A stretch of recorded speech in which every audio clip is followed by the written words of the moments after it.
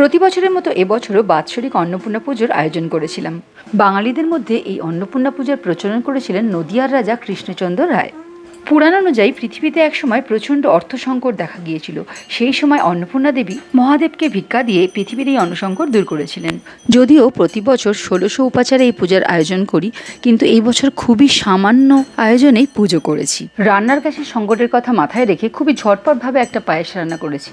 প্রথমে ২.৫ লিটার দুধ বসিয়ে ফুটে উঠলেই তাতে ঠিক মেপে ৫ মুঠ আগে থেকে ভিজিয়ে রাখা গোবিন্দভোগ চাল আর সামান্য নুন দিয়ে সেদ্ধ করে নিয়েছি। পায়েসটার একটা ভালো বাইন্ডিংয়ের জন্য ২ মুঠ গুড়ের বাতাসা আর ১.৫ কাপ শীতে স্টোর করে রাখা ঝোলা গুড় দিয়ে ফুটে উঠলেই নামিয়ে নিয়েছিলাম। প্রতি বছর এই পুজোয় অনেক কিছু ভোগ রান্না করি, কিন্তু ওই গ্যাসের সংকটের কথা মাথায় রেখেই শুধুমাত্র ভাত, ডাল, চাটনি, ৫টা ভাজা আর পায়েস দিয়ে ঠাকুরের ভোগ দিয়েছিলাম।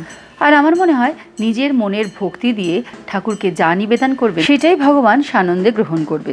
সাধারণত অন্নপূর্ণা পূজায় অন্নপূর্ণা দেবীর কাছে প্রার্থনা করা হয় যাতে গৃহে খাবারের অভাব দূর হয় ও পরিবার ও সংসারে সমৃদ্ধি বৃদ্ধি হয়। আমিও ভগবানের কাছে স্বনিবেদয়ে প্রার্থনা করলাম যাতে এখন যা দেশের সংকটময় পরিস্থিতি তার থেকে আমরা খুব শীঘ্রই বেরিয়ে আসতে পারি এবং সুস্থ হয়ে মনের আনন্দে বাঁচতে পারি, সর্বোপরি একটি সুস্থ সমাজ তৈরি করতে পারি।